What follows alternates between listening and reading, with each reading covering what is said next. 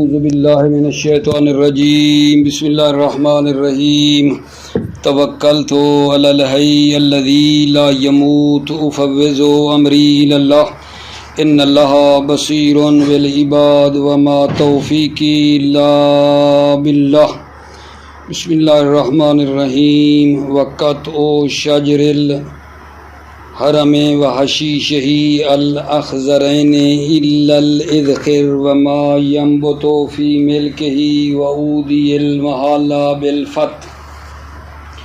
بے شماری جیسا کہ آپ عزیزوں کے علم میں ہے، محرمات احرام کے بارے میں چل رہی تھی۔ وہ چیزیں جو احرام کی حالت میں آدمی کے اوپر حرام ہیں وہ 30 تھیں۔ وہ 30 جو احرام کی حالت میں چیزیں بندے پر حرام ہو جاتی ہیں وہ ہم پڑھتے آ رہے تھے۔ آج یہاں سے شروع ہو رہی ہے بات کہ حرم کے درختوں کو اور اس کی گھاس کو جو سرسبز ہے کاٹنا حرام ہے۔ حرم کے درختوں کو جو سرسبز ہیں اور گھاس کو جو سرسبز ہے کاٹنا حرام ہے، مگر 4 چیزیں جو ہیں نا وہ نکالی ہیں کہ یہ حرام نہیں ہیں۔ اذخر ایک بوٹی ہے، خوشبو آتی ہے اس سے، اس کا کاٹنا حرام نہیں ہے، اس کو نکال دیا۔ نمبر 2، وہ درخت جو خود آدمی کی ملکیت میں ہے، محرم ہے لیکن یہ اس کی اپنی ملکیت ہے، اس کی ملکیت میں جو درخت ہے وہ اپنی ملکیت والا درخت کاٹے تو وہ بھی حرام نہیں ہے۔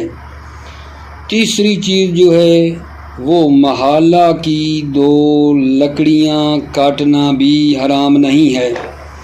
محلہ کیا ہے جی؟ محلہ ایک بڑی چرخ ہے بڑی، کہ اونٹ کے وسیلے سے اس سے پانی نکالا جاتا ہے، تو اس کو عربی میں کہتے ہیں بکرۃ الکبیرہ، یعنی بڑی چرخ۔ اس کی 2 لکڑیاں ہوتی ہیں، ٹھیک ہے، ان کے بارے میں کہہ رہے ہیں کہ ان 2 لکڑیوں کو جو محلہ کی ہیں کاٹنے میں کوئی حرج نہیں ہے۔ تو یہ جو بڑی محلہ بڑی چرخ میں کہہ رہا ہوں، اونٹ کے وسیلے سے اس سے پانی کھینچا جاتا ہے۔ ٹھیک ہو گئی بات آگے جان۔ اس کے بعد فرماتے ہیں چوتھی چیز جس کا کاٹنا حرام نہیں ہے وہ پھلدار درخت، وشجر الفواکہ، پھلدار درخت کا کاٹنا یہ بھی حرام نہیں ہے۔ تو 4 چیزیں اگر جان نکالی۔ پہلے ہم نے یہ بات کی کہ وہ چیزیں جو محرم پر حرام ہیں 30 تھیں، ان میں سے آج ایک یہ پڑھی کہ حرم کے درختوں کو کاٹنا جو سرسبز ہیں حرام ہے، حرم کی گھاس کا کاٹنا حرام ہے، مگر 4 چیزیں نکالی ہیں۔ ایک اذخر بوٹی ہے، خوشبو ہوتی ہے اس سے، اس کا کاٹنا حرام نہیں ہے، یا وہ درخت جو آدمی کی اپنی ملکیت میں ہے، ما ینبت فی ملکہ، اس کا کاٹنا حرام نہیں ہے۔ تیسری چیز بتائی عودی المحلہ، محلہ ایک بڑی چرخ ہے اور اس کی 2 لکڑیاں ہوتی ہیں، اس چرخ سے اونٹ کے ذریعے پانی نکالا جاتا ہے، تو اس محلہ کی 2 لکڑیوں کی اجازت دی ہے۔ اچھا، چوتھی چیز جو نکالی ہے پھلدار درخت کا کاٹنا، یہ بھی حرام نہیں ہے۔ اس کے بعد آگے جان یہ ہے کہ قتل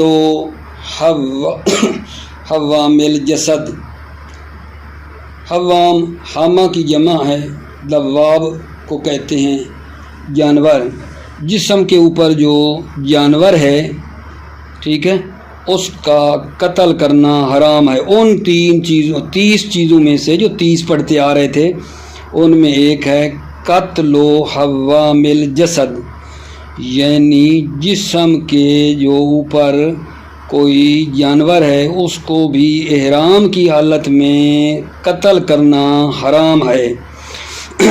وہ جو جانور کی بات کر رہے ہیں جسم کے اوپر، جیسے جناب کمل کی بات کی ہے، جوئیں ہیں، سر میں، ان کا قتل کرنا حرام ہے۔ قراد یہ اونٹوں کو ہوتا ہے، جیسے چچڑ وغیرہ، اس کا کاٹنا قتل کرنا حرام ہے۔ برغوث کی بات کر رہے ہیں، پشو ایک ہوتا ہے، اس کو حوام جسد کے ساتھ الحاق کریں یا نہ کریں، اس پشو کو حوام جسد جن کا قتل کرنا حرام ہے اس کے ساتھ الحاق کرنے میں دو قول ہیں۔ اجود یہ ہے کہ اس کو ملحق نہیں کر سکتے، یعنی اس کے قتل کرنے میں کوئی حرج نہیں ہے۔ اجود قول عدم ہے، یعنی ملحق نہیں کریں نہ اس کو قتل حوام جسد کے ساتھ۔ اگلی بات یہ ہے کہ یہ جو ہم نے کہا قتل کرنا حرام ہے، جسم کے اوپر جو جانور وغیرہ ہے جیسے جوں وغیرہ، چچڑ وغیرہ، تو اس کو خود قتل کرے بھی کوئی ٹھیک نہیں ہے، یا کوئی سر میں دوائی وغیرہ ڈال دے، سبب بنے جس کی وجہ سے وہ مطلب ہے مر جائیں، کہے کہ میں نے تو نہیں مارا، میں نے تو دوائی ڈالی ہے، نہیں، فرق نہیں ہے قتل کرنے میں، خود قتل کرے یا سبب بنے کوئی دوائی وغیرہ ڈالے، یہ جائز نہیں ہے۔ اس کے بعد فرماتے ہیں اگر جسم کے اوپر ایک کوئی جانور ہے، ٹھیک ہے، جیسے جوں وغیرہ، اس کو بندہ کیا وہاں سے اٹھا کر دوسری جگہ پہ اپنے جسم کے دوسری جگہ کے اوپر چھوڑ سکتا ہے؟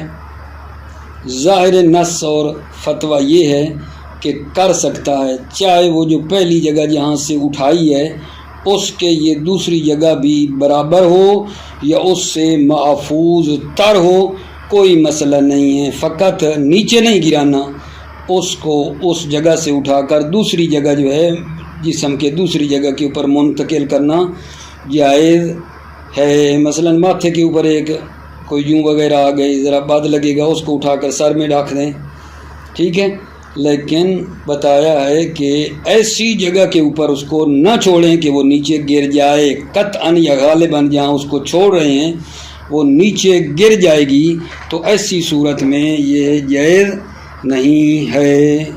توجہ فرمائیے، یہ ترجمہ کرتا ہوں۔ بسم اللہ الرحمن الرحیم۔ وقطع شجر الحرم، حرم کے درختوں کا کاٹنا، وحشیشہ ہی، اور حرم کی گھاس کا کاٹنا، الاخضرین جو سرسبز ہیں، یعنی درخت بھی اور گھاس بھی، ان کا کاٹنا حرام ہے۔ الا الاذخر، مگر اذخر جو بتایا ایک بوٹی ہے، ایک بوٹی کا نام ہے، خوشبو آتی ہے اس سے، اس کا جو ہے قط کرنا، اس کا قط کرنا حرام نہیں ہے۔ وما ينبت فی ملکہ، اور وہ درخت یا گھاس جو اس محرم کی ملکیت میں اگی ہے، اس کو کاٹنے میں کوئی حرج نہیں ہے۔ وعودی المحالہ، محالہ کی دو لکڑیاں کاٹنے میں بھی کوئی حرج نہیں ہے۔ بالفت محالہ، محالہ کیا ہوتا ہے جی؟ وہی البقرۃ الکبیرہ التی یستسقی بہا علی الابل، ہے یا یہ محالہ بقرۃ الکبیرہ ایک بڑی چرخ ہے، التی یستسقی بہا علی الابل، کہ اونٹ کے وسیلے سے اس بقرہ کبیرہ جو چرخ ہے اس سے پانی کھینچا جاتا ہے۔ قالہ الجوہری، اس کو جوہری نے کہا ہے کہ محالہ یہ ایک بقرہ ایک کبیرہ ہے، التی یستسقی بہا علی الابل، یہ جوہری نے کہا ہے۔ وفی تعدی الحکم الی مطلق البقرۃ نظر، اب یہاں یہ فرما رہے ہیں کہ مطلق چرخ چاہے چھوٹی بھی ہو تو اس چھوٹی چرخ بھی ہو تو اس کے لیے دو لکڑیاں کاٹنے میں کوئی حرج ہے، حرج نہیں ہے، ٹھیک ہے، اس بقرہ کبیرہ کے ساتھ اس مطلق بقرہ جو مطلب ہے چھوٹی چرخ ہے، اس کی لکڑیوں کو بھی مطلب اس بڑی کے ساتھ ملحق کر سکتے ہیں، ٹھیک ہے، ملحق حکم کو متعدی کریں بڑی کے ساتھ، یعنی مطلب ہے کہیں کہ جی کوئی حرج نہیں ہے یا حرج ہے۔ اس میں ایک قول یہ ہے کہ جناب یہ جو حکم ہے یہ بڑی چرخ کا ہے کہ اس کے لیے لکڑیاں کاٹ سکتے ہیں، ٹھیک ہے۔ اس کا مطلب یہ ہوا کہ چھوٹی اگر وہ چرخ ہے تو اس کے لیے کاٹنے کی اجازت نہیں ہے، ٹھیک ہے۔ ایک یہ دلیل ہے کہ نہیں، یہ حکم مخصوص ہے اس بڑی کے ساتھ۔ دوسری دلیل اور دوسرا مطلب یہ بتا رہے ہیں کہ نہیں، یہ جو مطلق چرخ ہے اس کے لیے بھی لکڑیاں کاٹ سکتے ہیں وہ دو عودی جو لکڑیاں ہیں، کیونکہ یہ حکم خلاف اصل ہے، اصل حلیت ہے تو کوئی مسئلہ نہیں ہے۔ وفی تعدی الحکم الی مطلق البقرۃ نظر، حکم کو متعدی کرنا مطلق بقرہ چاہے وہ چرخ چھوٹی بھی ہو اس کے ساتھ نظر، اس میں اشکال ہے۔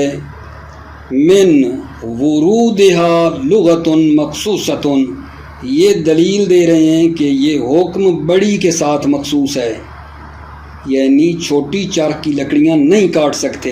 من ورودها لغت مخصوصہ، محالہ کے لیے لغت خاص وارد ہوئی ہے اور وہ کبیرہ ہے، بڑی چرخ ہے، اس کے لیے کاٹ سکتے ہیں۔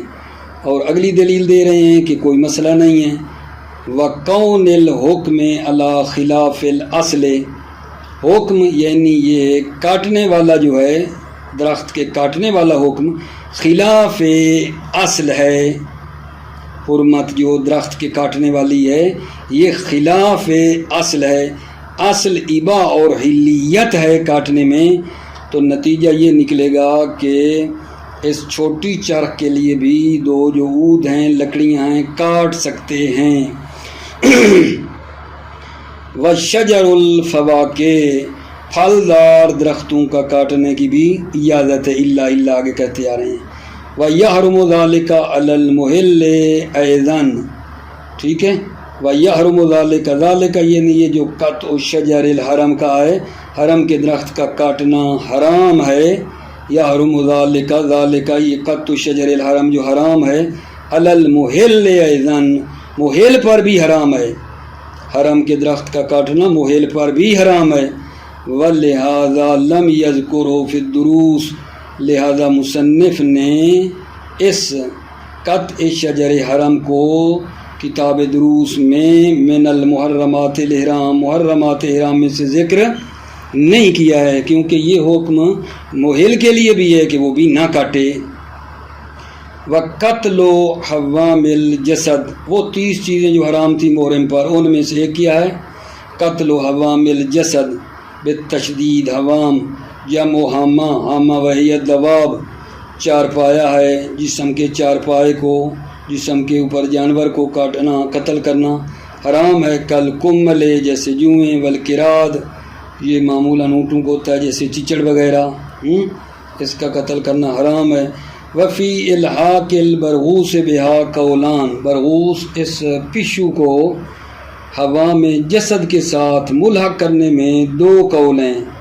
اجودہما العدم، ان میں اجود جو ہے عدم ہے، یعنی عدم الحاق ہے، ملحق نہ کریں۔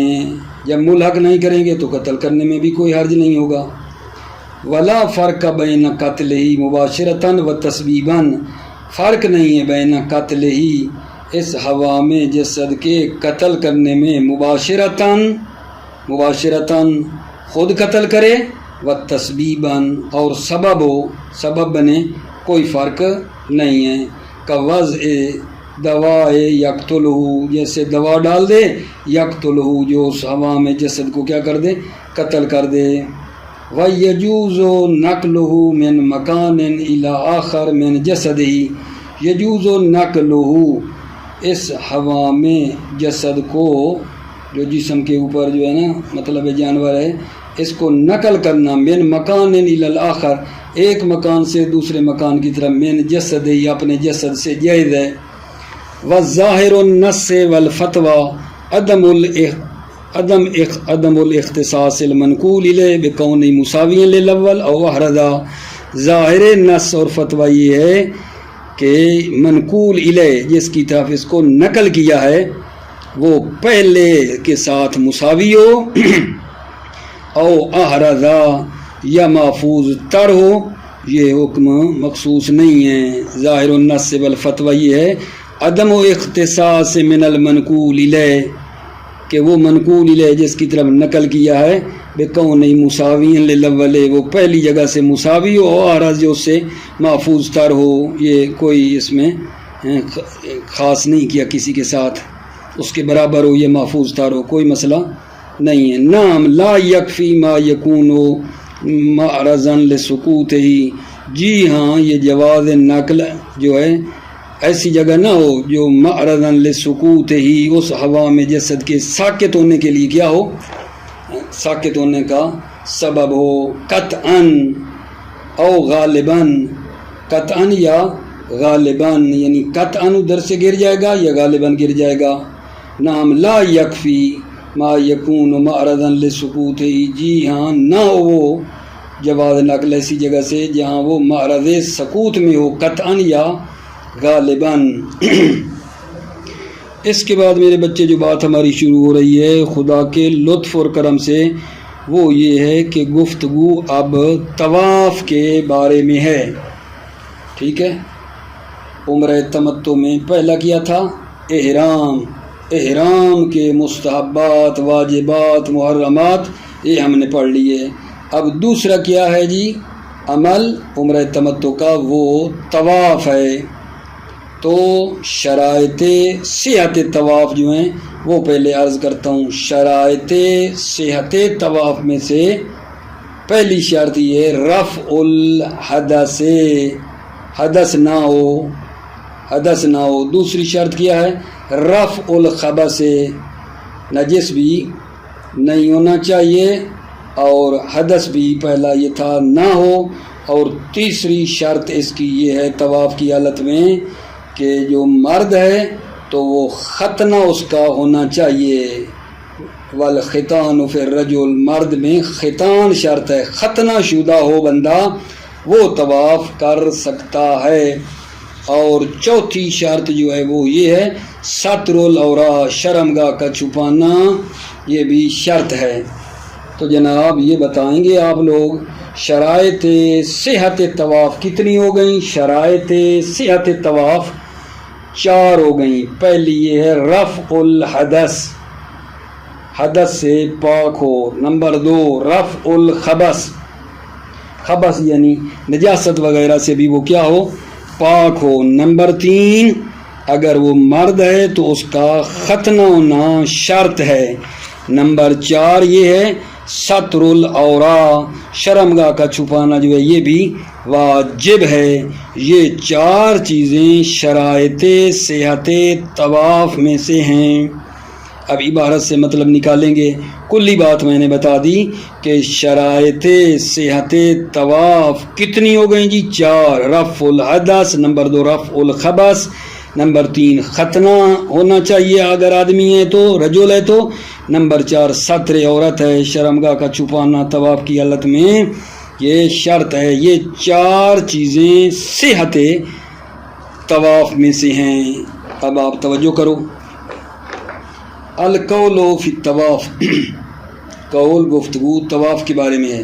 ویشترط فیہ رفع الحدث یشترط فیہ اس طواف میں رفع الحدث حدث سے پاک ہونا حدث کا نہ ہونا شرط ہے. مقتضا ہو عدم صحت من المستحاضۃ والمتیمم. مقتضا عبارت مصنف یہ ہے عدم صحت من المستحاضۃ والمتیمم یعنی طواف صحیح نہیں ہے مستحاضہ عورت کا اور تیمم والے کا صحیح نہیں ہے. کیوں بھائی مستحاضہ عورت کا اور متیمم کا طواف صحیح نہیں ہے؟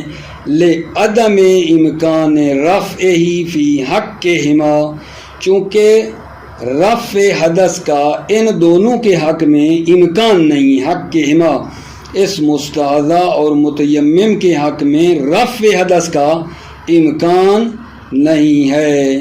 وَإِنْ اسْتَبَاحَا الْعِبَادَةَ بِالطَّهَارَةِ اگرچہ یہ طہارت مستحاضہ اور متیمم جو ہیں یہ کیا کرتے ہیں استباح العبادت بالطہارت، طہارت کے ذریعے سے عبادت کو یہ مباح کرتے ہیں۔ مستحاضہ عورت اگر مطلب طہارت کر لیتی ہے تو عبادت کر سکتی ہے، متیمم کی بھی، اگرچہ یہ مبیح ہیں عبادت کو صحیح کرتے ہیں لیکن رفع حدث نہیں کرتے، تو مصنف نے تو کہا رفع الحدث ہونا چاہیے، لہذا یہ نہیں کر سکتے۔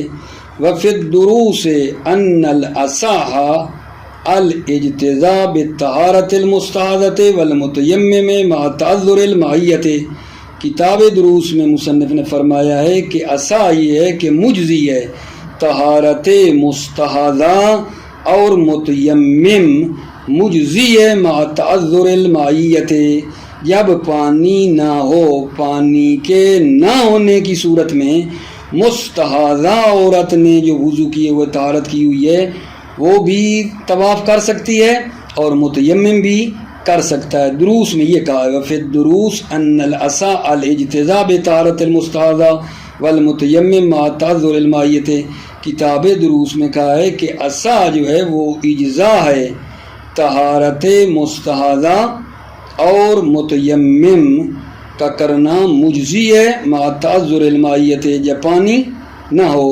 وَهُوَ الْمُعْتَمَدُ، شہید ثانی فرماتے ہیں یہ بات مورد تائید ہے۔ کون سی؟ کہ یہ مستحاضہ عورت طہارت کر کے اور متیمم طواف کر سکتے ہیں، یہ مورد تائید ہے۔ وَهُوَ الْمُعْتَمَدُ والحکم مختص بالواجب، یہ حکم جو کہا رفع الحدث ہونا چاہیے، یہ حکم مختص ہے واجب کے ساتھ، واجب طواف کے ساتھ مختص ہے۔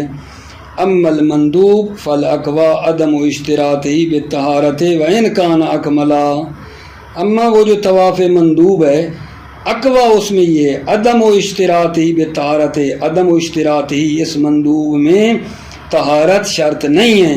وَإِنْ كَانَ أَكْمَلَا، اگرچہ طہارت جو ہے وہ کیا کرتی اکملا کامل تر ہے، کامل کرنے والی ہے، بہت اچھا ہے طہارت کر کے کرے مستحب میں بھی۔ وَبِهِ سَرَّ الْمُصَنِّفُ فِي غَيْرِ الْكِتَابِ، وَبِهِ اور اسی بات پر کہ طہارت کر لے تو وہ اکمل ہے، مصنف نے اس کتاب لوما کے غیر میں اس کی تصریح کی ہے۔ وَرَفْعُ الْخَبَثِ، یہ دوسری شرط ہو گئی، خبث یعنی نجاست سے پاک ہو۔ اب یہ رفع خبث جو کہا وَإِطْلَاقُهُ أَيْضًا يَقْتَضِي عَدَمَ الْفَرْقِ بَيْنَ مَا يُعْفَى عَنْهُ فِي الصَّلَاةِ وَغَيْرِهِ، اطلاق عبارت کا تقاضا یہ ہے عدم الفرق بین ما یعفی عنہ فی الصلاۃ، وہ نجاست جو نماز میں معاف ہے وہ، وغیرہ اور غیر ما یعفی میں فرق نہیں ہے، ٹھیک ہے، نجاست نہیں ہونی چاہیے یہ جو کہا، تو اس میں بتا رہے ہیں وَإِطْلَاقُهُ أَيْضًا، اطلاق عبارت یہ کہہ رہی ہے یقتضی عدم الفرق، تقاضا کرتی ہے کہ فرق نہیں ہے، بین ما یعفی عنہ فی الصلاۃ وغیرہ، وہ نجاست جو نماز میں معاف ہے، وغیرہ یا وہ جو معاف نہیں ہے، اس میں فرق نہیں ہے، یعنی اصلاً نجاست نہیں ہونی چاہیے جب طواف کر رہا ہو تو، ٹھیک۔ فرماتے ہیں وَهُوَ يَتِمُّ عَلَى قَوْلِ مَنْ مَنَعَ مِنْ إِدْخَالِ مُطْلَقِ النَّجَاسَةِ إِلَى الْمَسْجِدِ، وَهُوَ یہ قول مطلق مصنف جو ہے یہ کامل ہے اس قول کی بنا پر جو کہتا ہے منع ہے مطلق نجاست کا مسجد میں داخل کرنا منع ہے، اس کی بنا پر یہ قول ٹھیک ہے۔ لِيَكُونَ مَنْهِيًا عَنِ الْعِبَادَةِ بِهِ، تاکہ یہ ادخال جو ہے نجاست یہ منع ہے عن العبادت بہی، عبادت سے۔ ومختار المصنف تحریم الملوثۃ خاصتاً، مختار مصنف یہ ہے کہ وہ نجاست جو سرایت کرنے والی ہے نا وہ حرام ہے، تحریم الملوثۃ خاصتاً، خاص طور پر وہ نجاست جو سرایت کرنے والی ہے وہ حرام ہے۔ فَلْيَكُنْ هُنَا كَذَلِكَ، پس چاہیے کہ یہاں یعنی طواف میں بھی ایسے ہی ہو، یعنی وہ نجاست جو ملوثہ ہے اور سرایت کرنے والی ہے وہ حرام ہونی چاہیے۔ وَالظَّاهِرُ الدُّرُوسُ الْقَطْعُ بِهِ، مصنف نے کتاب دروس میں اس پر قطع پیدا کی ہے کہ نجاست جو حرام ہے وہ کیا ہے، ملوثہ ہے، سرایت کرنے والی ہے وہ ہے، اس پر مصنف نے قطع پیدا کی ہے۔ وَالظَّاهِرُ الدُّرُوسُ الْقَطْعُ بِهِ، ظاہر دروس القط بے اسی تحریم ملوثہ پار کیا ہے؟ قط ہے. وہو حسن. شہید ثانی فرماتے ہیں یہ بات حسن ہے کہ کون سی نجاست حرام ہو؟ ملوثہ سرایت کرنے والی حرام ہونی چاہیے. بلکہ کیل ہے بالعف یعنی نجاست ہونا مطلقاً. عجب. یہ قول کہتا ہے کہ نجاست معاف ہے ہونا اس بحث طواف میں مطلقاً، چاہے نجاست وہ ہو جو معاف ہے چاہے وہ ہو جو معاف نہیں ہے. اصلاً یہاں طواف میں نجاست معاف ہے. بالعف یعنی نجاست ہونا، نجاست معاف ہے ہونا یہاں طواف میں مطلقاً، چاہے نجاست وہ ہو جو معفو عن ہے و یا غیر معفو عن یا معاف نہیں ہے. جی جناب. تیسری شرط والختان فی الرجل، مرد میں ختنہ شرط ہے. ما امکان ہی، جبکہ امکان بھی ہو. ما امکان ہی، امکان بھی ہو اس ختنے کا تو شرط ہے. کیا مطلب؟ فلو تعذر وذاک وقت سکتا، اگر یہ ختنہ کرنا مشکل ہو اور وقت بھی تنگ ہو، سکتا تو یہ ختنہ کرنا پھر ساکت ہے. ولا یعتبر فی المرأۃ، عورت میں یہ معتبر نہیں ہے، ختنہ عورت میں نہیں ہے. وَأَمَّا الْخُنْثَىٰ فَظَاهِرُ الْعِبَارَةِ عَدَمُ اشْتِرَاطِهِ فِي حَقِّهِ. خنثیٰ جو ہے وہ ظاہر عبارت یہ ہے کہ ختان شرط نہیں ہے. فی حق کی، خنثیٰ کے حق میں شرط نہیں ہے. وَاعْتِبَارُهُ قَوِيٌّ، اعتبارُهُ ختنہ جو خنثیٰ میں ہونا چاہیے کہ خنثیٰ بھی ختنہ کرے، یہ بات قوی ہے. اعتبارُهُ قَوِيٌّ، خنثیٰ کا ختنہ ہونا قوی ہے. کیوں؟ لعموم النص سے، کیونکہ نص جو ہے وہ عام ہے. وہ یہ الاغلف لا یطوف، نص عام ہے، لہذا یہ جو ہے نا جناب علی خنثیٰ اس کو بھی کیا ہے؟ ختنہ شدہ ہونا چاہیے. الا ما اجمع علی خروجہ، مگر وہ جس کے خارج ہونے پر اجماع ہے. وہ عورت ہے جس کے خارج ہونے پر اجماع ہے کہ اس کا ختنہ ضروری نہیں ہے. وَقَذَا الْقَوْلُ فِي الصَّبِيِّ، اسی طرح یہ اعتبار ختنہ ہونا والا قول فی الصبی، بچے میں بھی ہے، بچے کا بھی ختنہ ہونا چاہیے. وَإِن لَمْ يَكُنْ مُكَلَّفًا، اگرچہ وہ سبھی مکلف نہ بھی ہو. کالطہارت بنسبت الی صلاۃ، جیسے طہارت جو ہے نماز کی نسبت. کیا مطلب؟ جیسے طہارت بنسبت الی صلاۃ صبی، بچے نے نماز پڑھنی ہے تو وضو تو اس کو کرنا چاہیے. اسی طرح یہاں بھی طواف کرنا ہے تو اس کو ختنہ کرنا چاہیے. وستر العورت، شرمگاہ کا چھپانا. التی یجب سترها فی الصلاۃ، وہ ستر العورت جو نماز میں واجب ہے. ویختلف بحسب حال الطائف الذکورۃ والانوثۃ، یہ جو ہے نا یختلف، یہ ستر عورت والا حکم مختلف ہے طائف کے حال کے لحاظ سے. فی الذکورۃ والانوثۃ، یعنی ذکوریت اور انوثہ یعنی مرد اور جو عورت ہے مؤنث، اس ہونے کے لحاظ سے یہ ستر عورت بھی کیا ہے؟ مختلف ہے. وہ آپ نماز میں پڑھ چکے ہیں کہ جو مرد ہے اس کے لیے وہ شرمگاہ اگلا پچھلا حصہ چھپانا ہے، اور عورت کے لیے جو ہے ستر عورت پورا بدن ہے. لہذا فرق کرتا ہے یہ ستر عورت حال طائف کے حال کے مطابق. فی الذکورۃ والانوثۃ، اس کے مذکر اور مؤنث ہونے میں. موفق مید رہو، سلامت رہو. السلام علیکم ورحمۃ اللہ وبرکاتہ.